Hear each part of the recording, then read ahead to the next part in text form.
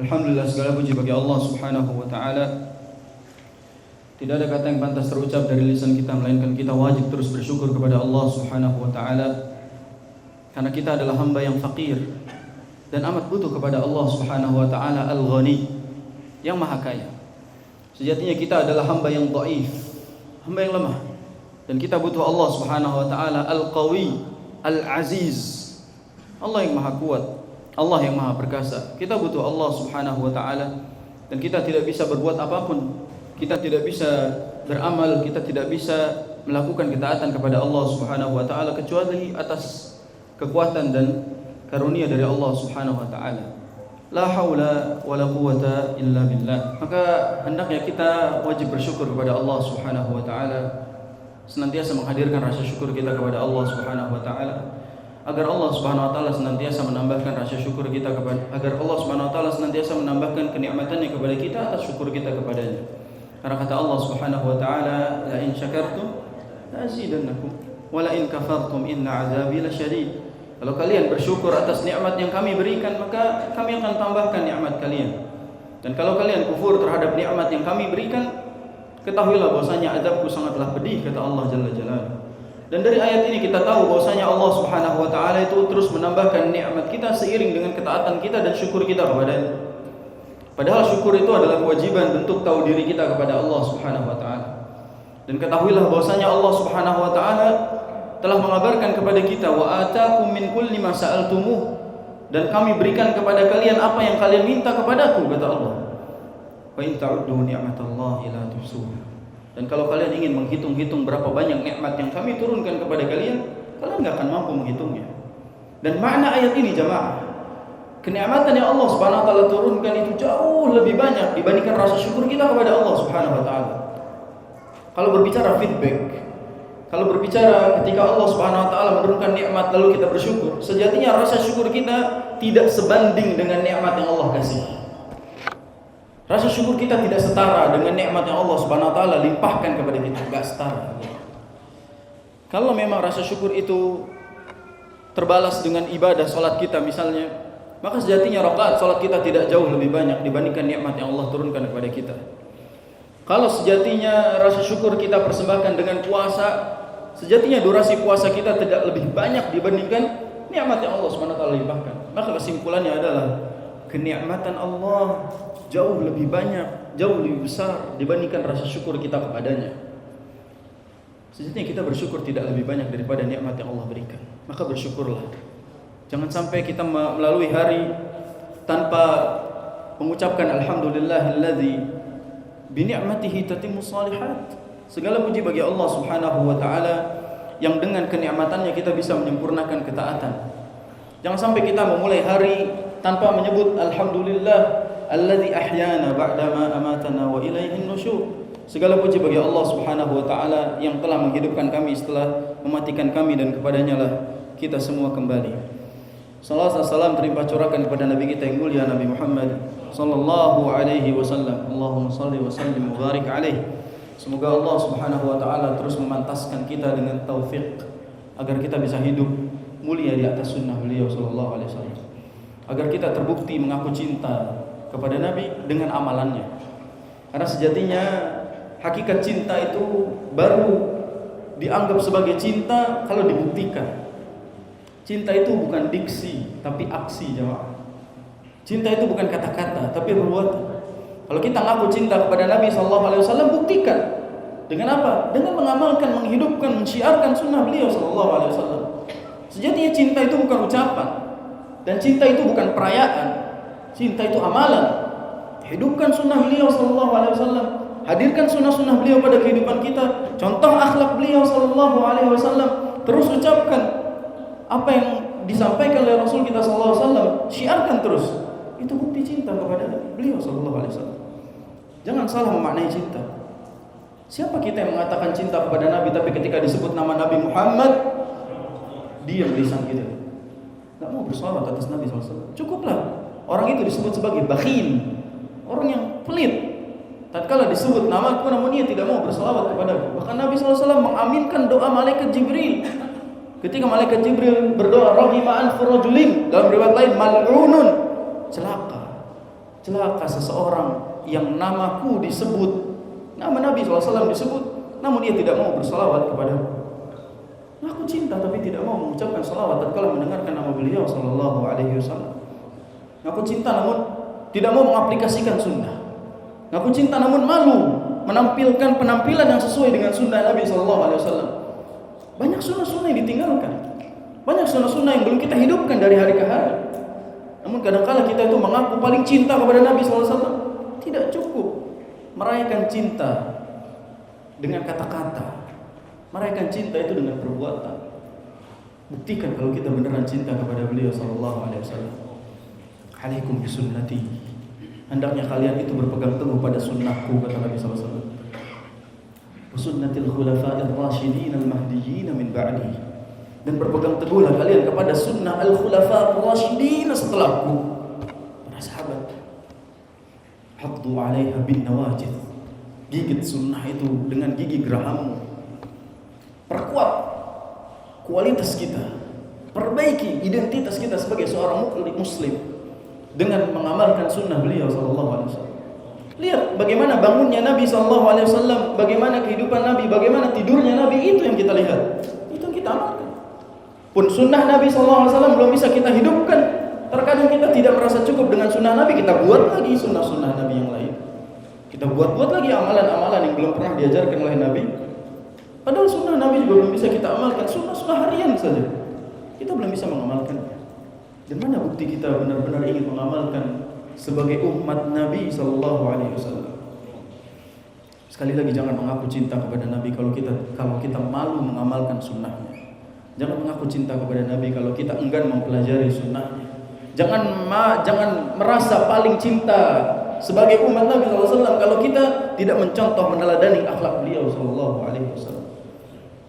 Itu yang paling penting dalam mencintai. Apa kata Imam Syafi'i? Sering kita ulang di majelis ini. Lau kana hubbuka sadiqan la ata'tahu, innal muhibba liman yuhibbu muti'u. Kalau cinta kita ini jujur, pastilah kita akan taat. Karena orang yang mencintai itu akan selalu taat kepada yang dicintainya. Kalau ngaku cinta kepada Nabi, wajib taat. Di antara konsep mencintai Nabi SAW adalah tasdiquhu fima akhbar. Kita membenarkan semua yang Nabi SAW sampaikan, yang sampai di logika kita atau tidak, yang pada nalar atau di luar nalar. Kita benarkan semua kejadian yang Nabi SAW sampaikan, yang sudah terjadi atau yang belum terjadi. Tasdiquhu fima akhbar. Ini konsekuensi cinta kepada Nabi SAW. Membenarkan seluruh kabar yang disampaikan oleh Nabi SAW. Nabi bilang tentang hari kiamat, Nabi bilang tentang surga dan neraka, belum terjadi memang, tapi kita benarkan semua kabar yang Nabi SAW sampaikan. Kalau Nabi SAW ketika ditanya, akhbirni anis sa'ah, kabarkan kepadaku tentang kapan hari kiamat. Lalu Nabi SAW bersabda apa? Mal mas'ulu anhu bi'a'lam minas sa'il. Yang ditanya tidak lebih mengetahui daripada yang bertanya. Sejatinya aku tidak tahu kapan terjadi hari kiamat. Kalau kita ngaku dan cinta kepada Nabi SAW, ikuti Nabi. Nabi aja nggak tahu kapan hari kiamat. Kenapa orang zaman sekarang sudah bisa memprediksi kapan kiamat? Kita ini alumni gagal kiamat 3 kali jamaah. 3 kali gagal kiamat kita. 2012 nggak jadi. Kemarin Juni nggak jadi juga. Agustus nggak jadi juga. Orang-orang gila semua. Memprediksi kapan terjadinya hari kiamat. Yas'alunaka 'anis sa'ah. Orang-orang pada bertanya-tanya tentang hari kiamat. Qul innama 'ilmuha indallah. Yang tahu hari kiamat itu cuma Allah Subhanahu wa taala. Wa may yudrika la'alla as-sa'ata takunu qariba. Yang harus kita ketahui, hari kiamat itu dekat. Itu aja. Persiapkan. Jadi kalau kita mengaku cinta kepada Nabi SAW, benarkan seluruh yang Nabi SAW sampaikan. Itu konsekuensi yang pertama. Yang kedua, ta'atuhu fima amar. Mentaati yang diperintahkan olehnya. Mana katanya cinta kepada Nabi SAW tapi menyelisihi sunnah beliau? Mana katanya cinta kepada Nabi SAW tapi mengerjakan amalan yang tidak pernah dikerjakan oleh beliau? Buktikan. Ta'atuhu fima amar. Kata Allah SWT, wa ma atakumur rasulu fakhudhuh wa ma nahakum anhu fantahu. Apa yang dibawa oleh Nabi SAW kepada kalian, lakukan. Dan apa yang Nabi SAW larang kepada kalian, tinggalkan. Konsekuensi cinta. Kita wajib taat kepada Nabi SAW. Dan Nabi SAW bersabda, man amila amalan laisa alaihi amruna fahuwa raddun. Barang siapa yang mengerjakan ibadah, amalan ibadah, mencari pahala Allah Subhanahu wa taala dalam perbuatannya, namun tidak pernah kami ajarkan, tidak pernah kami contohkan, amalan tersebut tertolak. Nabi SAW bersabda demikian. Sehingga konsekuensi kita mencintai Nabi SAW adalah selalu menghidupkan dan mentaati apa yang Nabi SAW sampaikan kepada kita. Dan yang ketiga, konsep seorang hamba, seorang umat yang katanya cinta kepada Nabi SAW adalah menjauhi segala yang Nabi peringatkan. Nabi bilang nggak boleh, Nabi bilang jangan, Nabi bilang jauhi, tinggalkan. Cukup itu. Dengan mentaati Allah Subhanahu wa taala dan Rasulnya, itu kunci kehidupan kita. Dan wahai orang-orang yang katanya mencintai Nabi sallallahu alaihi wasallam, tugas kita hanya mengamalkan sunnah beliau sallallahu alaihi wasallam. Mensyiarkan, menghidupkan, menyampaikan. Jangan takut, jangan malu, jangan ragu. Mungkin di zaman ini sunnah semakin asing, orang nggak kenal dengan sunnah. Dihina-hina, dicaci orang yang mengamalkan sunnah, jemaah. Orang-orang yang mengamalkan sunnah Nabi SAW sekarang dihina, dikatakan sesat. Padahal dia mengamalkan sunnah Nabi SAW dengan dalil yang jelas. Gamblang Nabi SAW. Lailuha kana hariha. Yang malamnya itu kayak siang saking gamblangnya itu. Sunnah Nabi SAW. Dan malam hari ini yang akan kita bahas, setelah pertemuan lalu kita bahas tentang sholat berjamaah di masjid. Masih ingat pertemuan lalu jamaah kita bahas tentang orang yang pahalanya banyak itu adalah orang yang paling jauh perjalanannya ke masjid. Kita sampaikan hadis dari Nabi SAW, inna a'zaman nasi ajran fis salat ab'aduhum ilaiha mamshan fa'ab'aduhum. Orang yang paling besar pahalanya adalah orang yang paling jauh perjalanannya ke masjid. Karena setiap langkahnya ada kebaikan yang dicatat dan ada keburukan yang diangkat oleh Allah Subhanahu wa taala. Itu bukti bahwa kalau ngaku sebagai muslim yang sejati, datang ke masjid meskipun masjidnya jauh dari rumahnya. Dan kalimat di sini mamshan itu jalan. Ya, Ustaz di sini naik motor, jadi pahalanya kurang. Kalau antum jalan lebih banyak antum pahalanya. Anak kalau jalan dari pasar Minggu lumayan, sampai sini subuh anak. Enggak jadi kajian. Tapi kalau antum rumahnya masih sekitaran kebun kacang, jalan olahraga. Nikmat. Antum berangkat maghrib pulang isya, begitu. Itu baru menikmati perjalanan, karena setiap perjalanan itu bernilai pahala di hadapan Allah Subhanahu wa taala. Dan pertemuan yang lalu kita bahas betapa utamanya salat berjamaah di masjid, sampai terutama salat isya dan salat subuh. Kata Nabi sallallahu alaihi wasallam, sampai kata Nabi sallallahu alaihi wasallam apa? Man shallal isya fi jama'atin fa ka'annama qama nisfal lail. Barang siapa yang salat isya berjamaah bersama imam di masjid, maka dia seperti orang yang menghidupkan malam untuk qiyamul lail sepanjang malamnya. Wa man shalla subha fi jama'atin fa ka'annama shallal lail kullah. Barang siapa yang sholat subuh berjamaah di masjid, maka dia seperti orang yang sholat semalaman suntuk. Pahalanya besar sholat berjamaah di masjid, terutama isya dan subuh. Kenapa isya dan subuh yang disebutkan? Karena sholat isya dan subuh adalah sholat yang paling berat buat orang-orang munafik. Orang-orang munafik adalah orang yang menampakkan seolah-olah dia mengamalkan amalan yang benar, padahal dia menyembunyikan kesesatan, kekufuran dan kebencian terhadap syariat. Dan Nabi SAW mengabarkan kepada kita, laisa salatan athqala 'alal munafiqin min salatil isya'i wal fajr. Min salatil fajr wal isya'. Tidak ada salat yang lebih berat bagi orang-orang munafik kecuali salat isya dan salat subuh. Itu pahalanya besar. Jadi di salat-salat ini kita harus berjuang. Dan pada malam hari ini yang akan kita teruskan setelah salat yang fardu yang wajib adalah menghidupkan salat-salat sunnah. Kenapa? Karena salat sunnah itu menyempurnakan yang wajib. Kita salat wajib subuh 2 rakaat, zuhur 4 rakaat, asar 4 rakaat, maghrib 3 rakaat, isya 4 rakaat, belum tentu diterima, belum tentu sempurna, belum tentu khusyuk. Sempurnakan salat wajib dengan salat sunnah. Makanya iringi salat wajib kita dengan rawatib. Salat-salat sunnah rawatib. Di antara salat sunnah rawatib yang muakkad apa? 2 rakaat sebelum subuh. 2 rakaat sebelum subuh ya jamaah berat. Apalagi kita jamaah yang tukang masbuk gitu. Tukang masbuk atau tukang qadha. Tukang masbuk, tukang qadha. Qadha itu maksudnya orang yang bangunnya salat subuhnya jam 6:30. Nah, itu orang yang qadha subuh namanya. Bukan salat subuh lagi, dia qadha, ketinggalan waktu subuh. Dia dibangunkan oleh matahari. Orang-orang seperti ini enggak dapat salat subuh, dia dapatnya qadha salat subuh. Padahal salat 2 rakaat sebelum subuh itu pahalanya apa? Khairun minad dunya wa ma fiha. Lebih baik daripada dunia dan seisinya. Sultan siapa yang punya dunia seisinya, jemaah? Sultan mana? Orang terkaya nomor 1 di dunia pun kekayaannya tidak satu dunia dan seisinya. Ini orang paling kaya sholat 2 rakaat sebelum subuh. Saking luar biasanya kedudukan sholat 2 rakaat sunnah sebelum subuh, jemaah. Dan sunnah itu hukum aslinya, hukum asalnya sholat sunnah itu dikerjakan di mana? Di rumah. Jadi kalau kita bangun, sebutlah kita bangun jam 4, udah tahajud, udah witir, begitu azan, sholat dulu 2 rakaat di rumah, terus jalan ke masjid. Ustaz, masjid di sini subuhnya 5 menit doang timernya gitu. Rubah. Timernya harus lama subuhnya, 10 menit, 15 menit, bahkan 30 menit silahkan.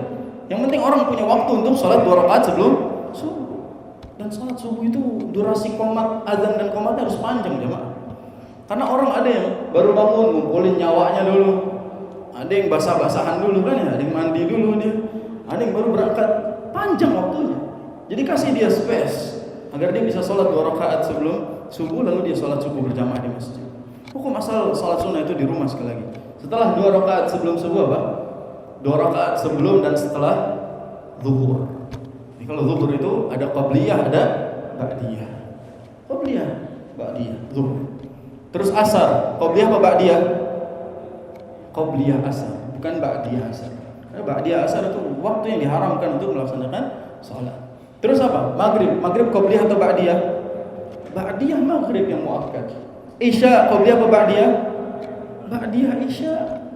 Apalagi kita bisa menghidupkan setelah ba'diyah isya kita salat witir. Itu bagus. Artinya kita menghidupkan salat-salat sunnah. Dan orang-orang yang menghidupkan sunnah itu bukti bahwasanya dia cinta kepada Allah dan cinta kepada Rasul. Apa kata Allah Subhanahu wa taala dalam surat Ali Imran ayat 31? Qul in kuntum tuhibbunallaha fattabi'uni yuhibbukumullah wa yaghfir lakum dzunubakum wallahu ghafurur rahim. Kata Allah Subhanahu wa taala, katakan wahai Muhammad, kalau kalian itu mengaku cinta kepada Allah Subhanahu wa taala, fattabi'uni. Ikuti aku, kata Nabi sallallahu alaihi wasallam. Ikuti sunnahku. Jalankan syariat-syariat yang dicontohkan olehku. Yuhibbukumullah. Apa dampak dari mengamalkan sunnah Nabi? Apa hasil, apa hikmah yang kita dapatkan kalau kita menghidupkan sunnah Nabi? Yuhibbukumullah. Allah akan cinta kepada kalian. Jemaah, kalau Allah Subhanahu wa taala sudah cinta kepada kita, maka tidak ada lagi satupun makhluk yang akan membenci kita. Kalau Allah Subhanahu wa taala sudah cinta kepada kita, seluruh aktivitas kita itu akan dilindungi oleh Allah Subhanahu wa taala. Mata yang kita pakai tidak akan kita gunakan untuk yang macam-macam. Telinga yang kita pakai itu tidak akan mungkin digunakan untuk yang macam-macam. Perhatikan hadis ini, jemaah. Hadis ini hadis qudsi. Allah Subhanahu wa taala berfirman, "Ma zala 'abdi yataqarrabu ilayya bin nawafil hatta uhibbahu." Tatkala seorang hamba itu terus-menerus mendekatkan dirinya kepada Allah Subhanahu wa taala dengan menghidupkan sunnah, hatta uhibbahu sampai aku mencintainya. Jadi di antara cara agar kita dekat dengan Allah Subhanahu wa taala adalah dengan mengamalkan sunnah Nabi sallallahu alaihi wasallam. Fa idza ahbabtuhu, kalau aku telah mencintai dia, kata Allah Subhanahu wa taala. Jadi kalau aku sudah mencintai seorang hamba, lihat, kuntu sam'al ladzi yasma'u bihi, aku akan menjadi patokan pendengarannya. Wa basarahu alladzi yubsiru bihi, aku akan menjadi patokan penglihatannya. Wa yadahu allati yabtishu biha, aku akan menjadi patokan sebab tangannya bergerak. Wa rijlahu allati yamshi biha, aku akan menjadi sebab kakinya melangkah. Wala in sa'alani la'utiyannahu, kalau hamba itu meminta sesuatu kepadaku pasti aku kasih. Wala in ista'adzani la'u'izannahu, kalau dia meminta perlindungan kepadaku, aku jamin aku yang melindungi dia. Allah. Hadis agung. Jadi kalau orang sudah dicintai oleh Allah Subhanahu wa taala, matanya akan melihat sesuatu yang Allah ridhoi saja. Telinganya akan mendengar sesuatu yang Allah ridhoi saja. Tangannya hanya akan menyentuh yang Allah ridhoi saja. Kakinya hanya akan melangkah ke tempat yang diridhoi Allah saja. Syaratnya apa? Mendapatkan cinta Allah Subhanahu wa taala. Karena kalau Allah Subhanahu wa taala sudah cinta, semuanya Allah bimbing, semuanya Allah arahkan. Dan orang-orang yang mengamalkan sunnah Nabi sallallahu alaihi wasallam itu mendapatkan cinta Allah Subhanahu wa ta'ala. Antum tahu ada hadis lagi, ini perhatikan hadis yang panjang. Yang kedua, bagaimana kalau Allah sudah mencintai hambanya? perhatikan, kalau kita mendapatkan cinta manusia, mungkin kita mendapatkan privilege duniawi. Antum kalau menjadi orang yang paling dicintai di negeri ini, semua dikasih, hatta jabatan, hatta fasilitas, hatta semua dikasih. Semua dikasih. Itu yang cinta siapa? Makhluk. Kalau ini yang cinta Al-Khaliq, Allah Subhanahu wa taala. Apa yang didapatkan oleh makhluk yang mendapatkan cinta Allah? Perhatikan hadis ini. Qala Rasul sallallahu alaihi wasallam, hadis diriwayatkan Abu Hurairah, "Innallaha idza ahabba 'abdan da'a Jibril." Sesungguhnya Allah itu ketika mencintai seorang hamba, Allah panggil Jibril. Faqala inni uhibbu fulanan fa'hibbahu. Wahai Jibril, sesungguhnya aku mencintai si fulan, hamba fulan, maka cintailah dia. Allah. Jadi kata Allah SWT, wahai Jibril, aku sudah mencintai hamba ini, kamu juga harus cinta sama dia. Pemimpinnya para malaikat jamaah disuruh cinta kepada hamba tersebut. Allah yang nyuruh. Kira-kira Jibril taat apa enggak? Nah, mungkin enggak taat. La ya'sunallaha ma amarahum wa yaf'aluna ma yu'marun. Malaikat itu tidak mungkin mengingkari perintah Allah, selalu taat pada perintahnya. Jadi Allah SWT mengatakan kepada Jibril, "Fahibbahu," cintai dia wahai Jibril. Lalu qala fayuhibbuhu Jibril. Lalu Jibril mencintai hamba tersebut. Sampai di situ? Enggak, lanjut. Summa yunadi fis sama. Kemudian Jibril memanggil seluruh penghuni langit, seluruh malaikat yang ada di langit. Fayaqul, "Innallaha yuhibbu fulanan fa'ahibbuhu." Sesungguhnya Allah telah mencintai si fulan, kalian semua juga harus cinta kepada dia. Allah. Penduduk langit jumlahnya berapa, Pak? Udah ada yang sensus belum? Berapa? Penghuni langit berapa orang? Gak ada orang di sana, malaikat semua. Dan Allah Subhanahu wa taala memerintahkan seluruh penghuni yang ada di langit, para malaikat yang ada di langit untuk mencintai si fulan. Disuruh sama pemimpinnya, sama Jibril alaihissalam. Allah telah cinta sama dia, kalian semua wajib mencintai dia. Fayuhibbuhu ahlus sama, maka seluruh penghuni langit itu mencintai dia. Allahu akbar. Qala thumma yudha'u lahul qabul fil ardh. Kemudian si hamba tersebut diterima di muka bumi, dicintai oleh seluruh makhluk penghuni bumi. Allahu akbar. Lihat, kalau kita mencintai Allah Subhanahu wa taala, Allah akan buat seluruh makhluknya cinta kepada kita. Maka yang kita cari apa sebenarnya? Kita cari cuma cinta Allah Subhanahu wa taala. Cinta siapa yang paling abadi kecuali cinta Allah? Cinta siapa yang paling suci kecuali cinta Allah Subhanahu wa taala? Cinta siapa yang berdampak kebaikan kecuali cintanya Allah Subhanahu wa taala? Maka kejar cinta Allah Subhanahu wa taala dengan menghidupkan ketaatan dan menghidupkan sunnah-sunnah nabinya sallallahu alaihi wasallam.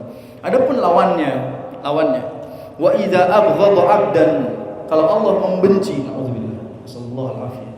Kalau Allah membenci seorang hamba, da'a Jibril, Allah juga panggil Jibril. Qala fayaqulu inni ubghidhu fulanan fa'abghidhu.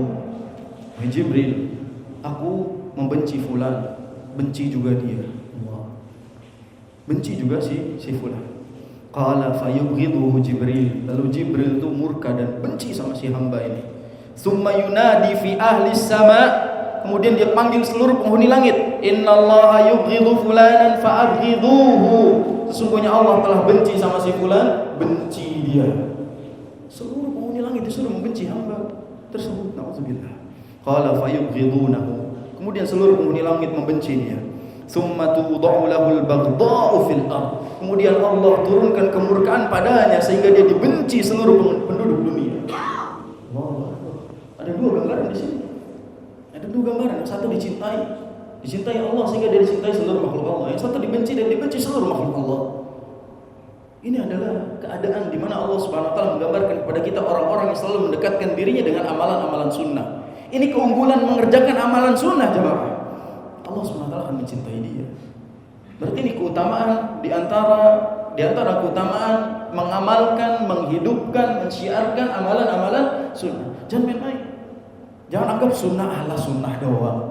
Sunnah kan dikerjain dapat pahala, nggak dikerjain nggak apa-apa, kan gitu maknanya. Salah. Dikerjakan dapat pahala, tidak dikerjakan sayang banget.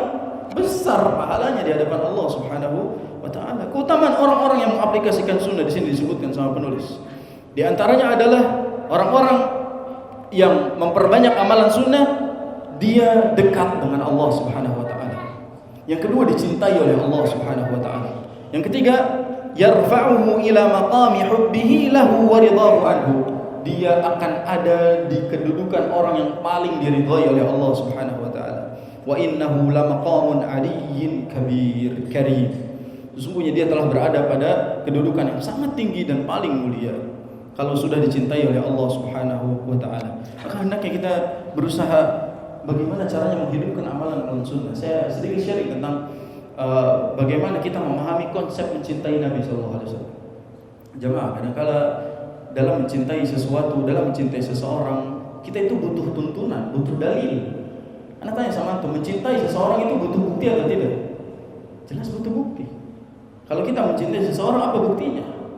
Dan mencintai Nabi SAW itu butuh bukti dan butuh dalil, butuh perintah.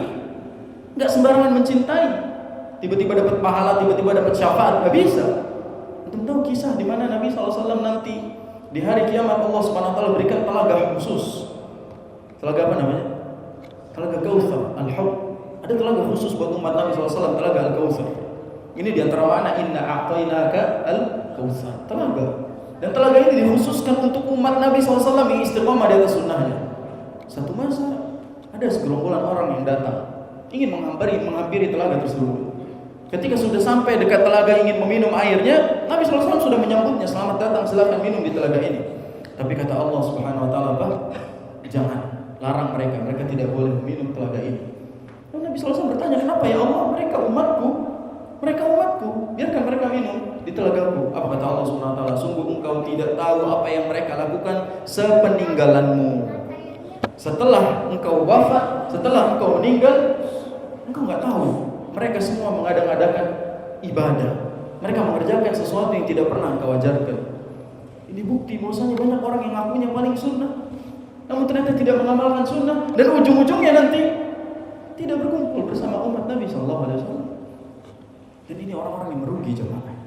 Jadi bagaimana konsep agar kita tahu amalan tersebut sesuai sunnah atau tidak? Dalil. Berarti cinta butuh bukti. Cinta butuh tuntunan. Jangan ada yang mengatakan cinta kepada Nabi Muhammad tidak butuh dalil. Butuh dalil agar diterima. Jangan sampai amalan kita ini tidak sesuai dalil, sia-sia. Cinta saja tidak cukup. Maka kita butuh dalil untuk mencintai Nabi SAW. Dan dalil-dalil tadi kita bacakan bagaimana mencintai Nabi. Caranya dengan menghidupkan amalan-amalan sunnah. Di antara sunnah kita jelaskan sedikit ringkas saja dari bangun tidur misalnya. Menghidupkan sunnah Nabi dari bangun tidur. Nabi SAW itu ketika bangun tidur apa yang dilakukan oleh beliau? Berdoa tentunya. Apa di antara doa yang diajarkan?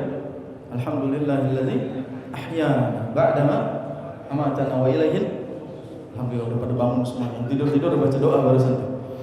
Alhamdulillahilladzi, segala puji bagi Allah SWT yang telah menghidupkan kita setelah mematikan kita. Itu doa. Dan Nabi SAW ketika bangun ngapain? Bersiwak. Lalu berwudu. Nabi SAW ketika bangun bersiwak dulu lalu berwudu. Sebagaimana disampaikan oleh ibunda kita Aisyah bahwa kebiasaan Nabi SAW sebelum dan saat bangun dari tidurnya adalah siwak dan berwudu. Itu yang dilakukan oleh Nabi SAW. Kita yang katanya umat Nabi SAW ketika bangun tidur malah nyari HP. Langsung nyari HP di mana? Ngecek ada notif atau tidak. Kalau HP hilang tuh pusingnya Masya Allah. Dia ngakunya umat Nabi SAW. Hidupkan sunnah yang sekecil itu. Dia bangun baca doa, lalu dia bangun bersiwak, lalu dia berwudu. Habis berwudu ngapain? Salat hadirin. Nabi SAW ketika bangun tidur salat apa? Salat malam, gak kayak kita bangun salat duha kita. Udah jam 8 kita bangun. Jadi kita bilang orang yang kayak kita ini udah masbuk qadha subuh lagi. Udah bangun setengah 7, setengah 8 baru bangun dari tidur. Dan Nabi SAW itu bangun salat malam. Salat malamnya Nabi SAW itu panjang. Gak kayak kita. Kita bangun salat malam, mepet subuh, bacanya kul ya kul falaq kul binnas. Penting salat. Nabi SAW panjang. Dalam satu riwayat sebagaimana disampaikan para sahabat itu pernah bermakmum kepada Nabi SAW ketika salat malam. Nabi SAW membaca dari Al-Baqarah sampai Al-An'am. 6 juz, 7 juz Nabi SAW. Dan itu satu rakaat. Jadi para sahabat itu ketika salat Al-Baqarah mungkin mereka kira selesai Al-Baqarah ruku' Nabi SAW. Rupanya bismillah lagi, Alif Lam Mim Al-Imran. Ditungguin sampai selesai Al-Imran, rupanya nambah lagi An-Nisa, terus begitu. Di sini imamnya begitu, lari semua jamaah. Di sini pasti imamnya dikit-dikit ditegur jamaah, kepanjangan tat, pendekin lagi tat bacaannya. Pasti begitu. Kita nggak betah sholat lama-lama, padahal sebenarnya kualitas kita itu jauh dengan Nabi SAW. Terus ada yang mengatakan gini, Ustaz jangan samakan saya sama Nabi. Ya siapa yang mau nyamain, jauh banget gitu. Buktinya Nabi yang sudah dijamin surga aja sholatnya masih panjang. Masa kita yang gak dijamin surga sholatnya pendek? Logikanya lagi, Nabi SAW sehari itu minimal istighfar berapa kali? 100. Padahal Nabi maksum, diampuni seluruh dosanya. Ma taqaddama wa ta'akhkhar, diampuni yang lalu dan yang akan datang udah diampuni. Tapi istighfarnya berapa? 100 minimal. Berarti kita yang belum dijamin berapa kali? Kalau Nabi 100, sahabat 1000, katakanlah begitu ya. Tabi'in 10.000, sebutlah begitu. Atba'ut tabi'in 1 juta. Lah kita dapat berapa kira-kira? 1M kurang kita. Sehari minimal 1M, istighfar kurang. Udah nggak dijamin surga, nggak dijamin bebas dari neraka, nggak istighfar lagi. Itu kita. Itu kualitas kita. Terus bilangnya pengen masuk surga bareng Nabi. Belah mana kira-kira? Belah mana? Di sekitar Nabi sudah ada para sahabat, para tabi'in, para tabi'in. Kita di belah mananya dengan kualitas kita yang kayak sekarang ini? Nabi dengan maksumnya, dengan dijamin diampuni dosanya, sholatnya sampai bengkak-bengkak kakinya.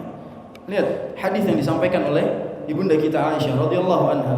Karena Rasulullah SAW yusalli minal laili hatta tatafattar qadamahu. Nabi itu sholat malam sampai ngebuka kakinya tuh, sampai bengkak-bengkak kakinya. Jadi kaki Nabi itu kapalan gara-gara sholat, Pak. Kaki kita kapalan gara-gara apa? Nabi sholat kakinya sampai bengkak, kapalan terbuka itu kakinya gara-gara sholat malam yang saking panjangnya.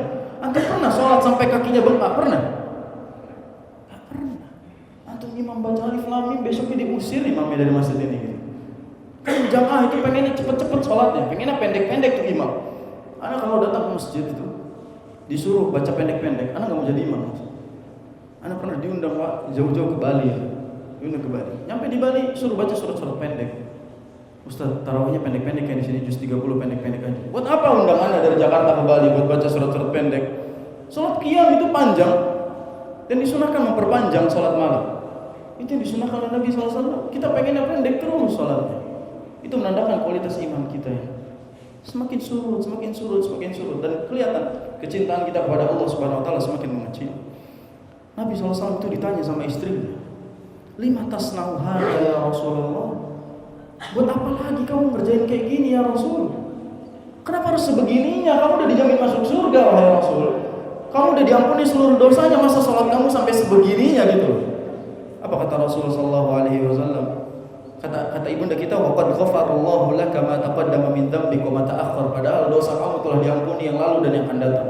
Kenapa sholat kamu masih sepanjang ini wahai Rasul? Apa kata Rasul?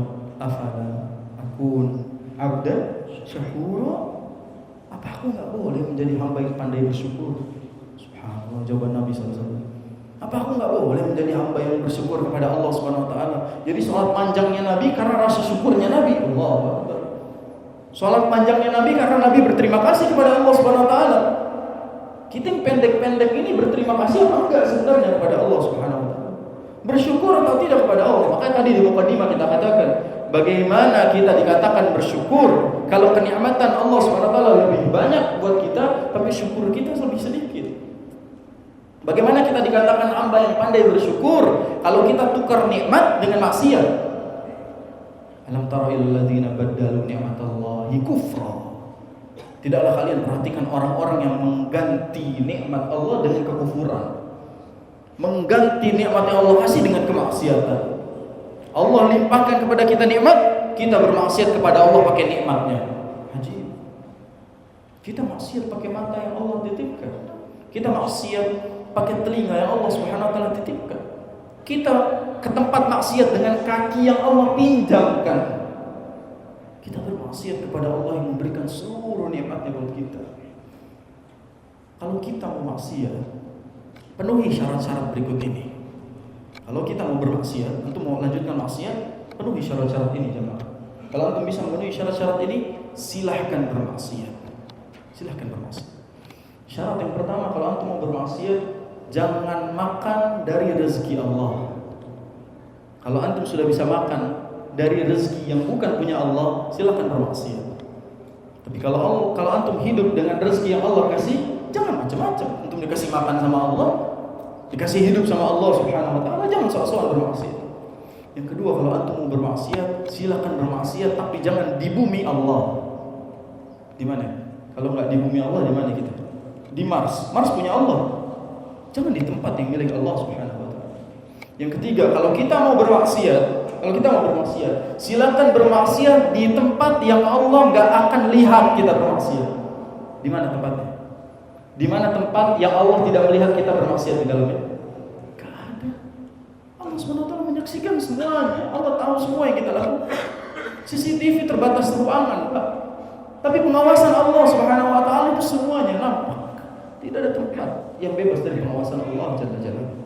Yang keempat, kalau antum mau bermaksiat, ini syarat disampaikan oleh para ulama. Kalau antum mau bermaksiat, yang keempat syaratnya adalah ketika nanti malaikat maut datang kepada antum, tahan dia, jangan biarkan dia mencabut nyawa kita. Bisa? Jadi kalau ada malaikat maut datang kepada antum terus bilang saya akan mencabut nyawa kamu, terus kamu bilang nggak mau, gitu. Bisa? Kita bilang nggak mau nanti kalau malaikat pengen cabut nyawa kita. Kan zaman sekarang ada kan yang bisa ngalangin malaikat maut ya. Zaman sekarang ada yang bisa ngejar malaikat katanya. Munkar Nakir takut sama dia, dikejar malaikat sama dia. Neraka dia yang backingin katanya. Haji orang ini. Haji. Tak ada yang bisa seperti itu. Ini manusia-manusia aneh seperti itu. Bagaimana mungkin dia nge-backingin neraka katanya biar saya yang tanggung, nanti Munkar Nakir saya yang urus. Gimana? Gak ada yang bisa menangkal semua malaikat. Bahkan kalau waktunya sudah mati, tidak ada satu detik pun kesempatan lagi. Gak ada. La yastaqdimuna sa'atan wala yastakhirun. Gak bisa minta dimundurin atau dimajuin, gak bisa. Waktunya udah begitu, gak ada lagi alasan. Syarat yang kelima kalau mau bermaksiat, ketika antum nanti, na'udzubillah, ketika Allah Subhanahu wa taala mengutus malaikat Zabaniyah nyeret ke neraka, pengen masukin ke dalam neraka, bilang sama dia saya gak mau masuk. Bisa? Antum bisa ketika diseret sama malaikat Zabaniyah untuk masuk neraka terus bilang jangan tarik saya gak mau masuk. Bisa melawan? Bisa. Itu syarat kalau antum mau bermaksiat. Tadi 5 syarat, silakan bermaksiat. Kalau memenuhi 5 syarat tadi. Kalau tidak bisa, kenapa kita berani bermaksiat kepada Allah Subhanahu wa taala? Padahal di sini kita tuh lemah. Kita ini sebenarnya bukan apa-apa di hadapan Allah Subhanahu wa taala, sehingga harusnya kita benar-benar menghidupkan hari-hari kita dengan ketaatan dan menjauhkan kemaksiatan kepada Allah Subhanahu wa taala. Dan pesan ana di akhir ini ana ingin sampaikan bahwa antum hidup di zaman di mana sunnah itu asing. Makanya Nabi SAW telah mengabarkan kepada kita Islam itu tiba dengan asing dan akan kembali dalam keadaan asing. Fatuba lil ghuraba. Berbahagialah menjadi orang-orang yang asing. Apa definisi asing? Bukan orang asing itu orang yang diusir dari kampungnya, orang yang dibenci sama satu Indonesia, bukan. Definisi asing adalah orang-orang yang mengerjakan sunnah Nabi SAW di tempat yang mulai meninggalkan sunnahnya. Nah, kasih contoh tentang laki-laki memanjangkan jenggot misalnya. Ketika Nabi SAW memerintahkan cukur kumismu dan biarkan jenggotmu, ini sunnah Nabi SAW. Dan orang zaman sekarang itu malu berjanggut, jemaah. Katanya kalau jenggot itu kelihatannya tua. Emang kalau dicukur muda? Katanya kalau berjenggot itu jelek. Emangnya kalau mau berjenggot ganteng? Takdirnya begitu ya begitu aja. Nggak nyelamatin tuh jenggot. Orang zaman sekarang sampai orang yang berjenggot itu dikatain, antum ngapain jenggotan kayak kambing gitu. Ngapain jenggotan kayak kambing? Antum tahu babi berjenggot tidak? Berarti yang tidak berjenggot seperti apa? Seperti babi. Kalau seperti itu nggak akan beres-beres. Dan orang-orang yang menghidupkan sunnah Nabi SAW selalu dicela di zaman ini. Ingat, memegang sunnah di zaman ini seperti memegang bara api, jemaah. Maka pegang erat-erat sunnah itu. Jangan malu mengaplikasikan, jangan malu menghidupkan, jangan malu menciarkan sunnah Nabi SAW. Walaupun orang-orang membenci, walaupun orang-orang meninggalkan sunnah tersebut. Abdu 'alaiha bin nawajid. Gigit sunnah itu dengan gigi geraham. Pegang sunnah meskipun seperti megang bara api. Jangan sampai kita meninggalkan sunnah Nabi SAW. Kalau ingin berjumpa dengan Nabi SAW, jangan putus kesempatan untuk bertemu dengan Nabi hanya gara-gara kita malu mempelajari dan mengamalkan sunnah-sunnah Nabi SAW. Hadza wallahu a'lam bishawab. Subhanakallahumma wa bihamdika asyhadu an la ilaha illa anta astaghfiruka wa atubu ilaik. Barakallahu fikum. Assalamualaikum warahmatullahi wabarakatuh.